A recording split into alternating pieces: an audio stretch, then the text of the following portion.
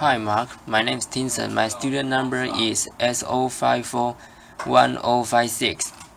I'm a freshman in NCUE. Alice Royal, when we design for disability, we all benefit. I will never forget the sound of laughing with my friends. I will never forget the sound of my mother's voice right before I fall asleep. And I will never forget the comforting sound of water trickling down a stream.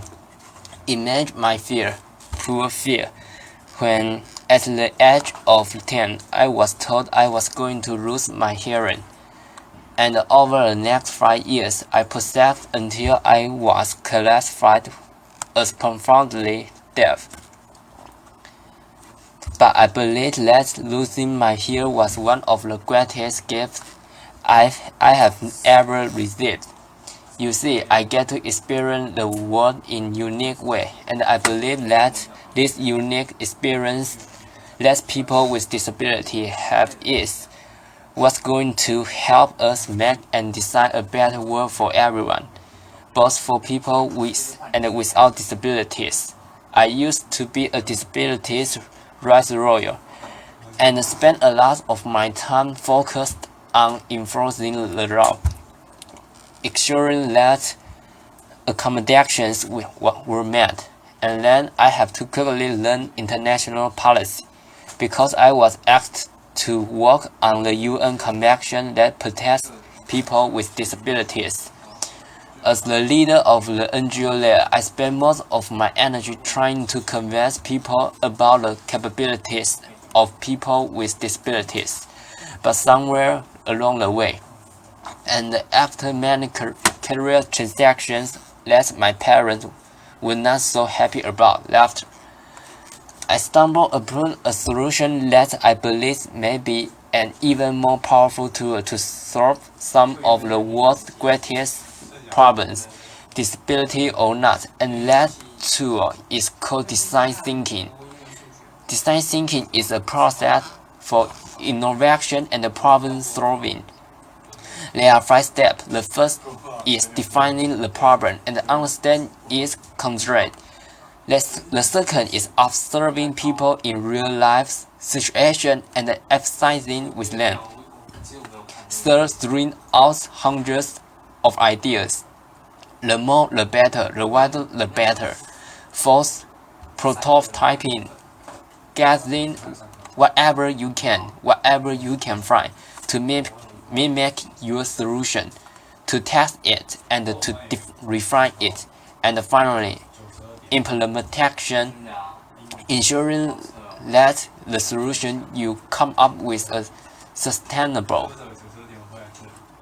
Warren Burger said that design thinking teaches us to look sideways, to refrain, to refine, to experience, and probably most importantly, act lost to be question.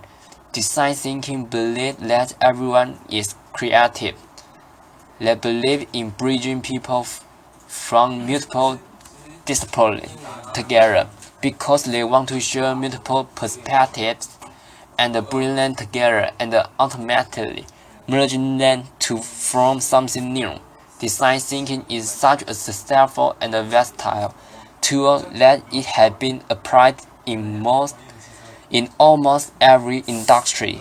I saw the potential that it had for the issues I faced, so I decided to go back to school and get my master's in social design. Let's look at how to use design to create positive change in the world. While I was there, I fell in love with woodworking, but what I quickly realized was that I was missing out on something. As you are working with a tool, right before it's about to kick back at you, which means the piece or the tool jump back at you, it makes a sound, and I couldn't hear this sound, so I decided, why not try and solve it? My solution was a pair of safety glasses that were energetic to visual alert to use it to pitch change in the tool before the human ear can pick it up. Why Why hadn't to a designer thought of this before? Laughter. To reason, when I was beginner, I wasn't weighed down by expertise or conventional wisdom. The second is I was deaf. My unique experience of the world helping inform my solution. And as I went on, I kept run into more and more solutions that were originally meant for people with disabilities, and that end up being picked up, embraced, and loved by mainstream, disability or not. This is an all act of potato pillar, and I was originally designed for people with arthritis, but it was so comfortable, everybody loved it. Text messaging that was originally designed for people who are deaf, and as you know, everybody loved that too. Later, I started thinking, what if we change our mindset?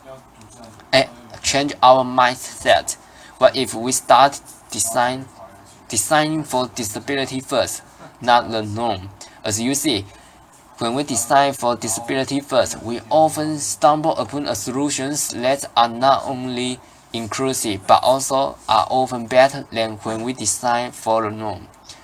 And this excites me because this means that the energy it takes to accommodate someone with a disability can be leveraged, molded and applied with a force for creativity and innovation. This moves us from the mindset of trying to change the heart and the deficient mindset of tolerance to becoming an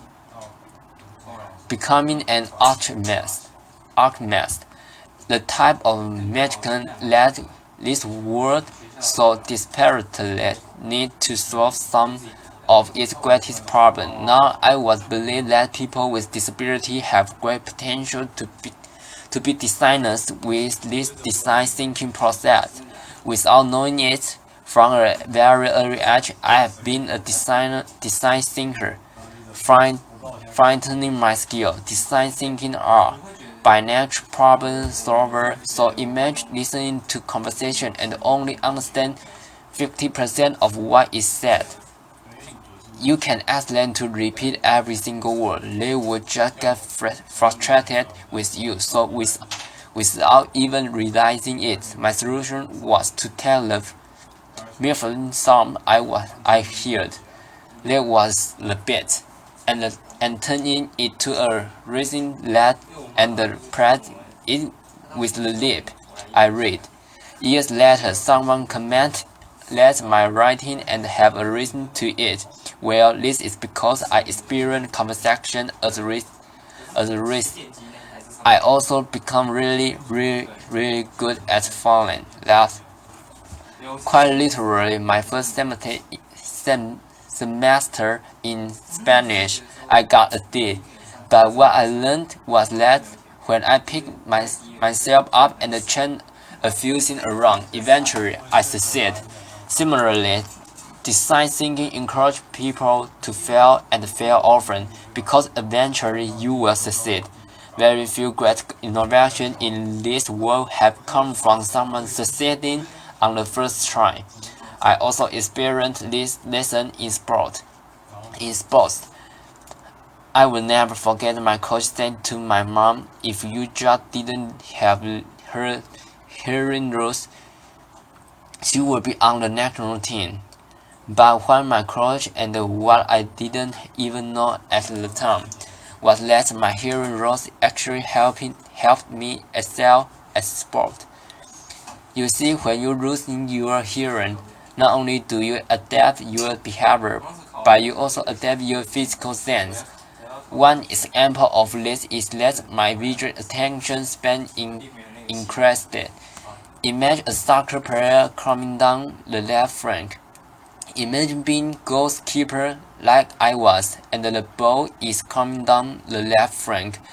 A person with normal hearing would have the visual perspective of this, and have the benefit of a structure this right. So I picked up the player over here. They were moving about and coming down the field, and I picked them up quicker so that if the ball was passed, I can reposition myself and be ready for that shoot. So as you can see, I've been a design thinking for nearly all my life. My abstraction skill has been honed so that I pick up one unseen that others will never pick up on. My constant need to attack has made me a great ideator and problem solver. I have often have to do with limitations and constraints. This is something that designers also have to deal with frequently.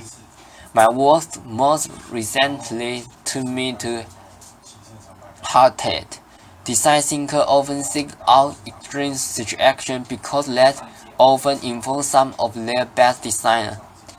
And hearted, it was like a perfect storm.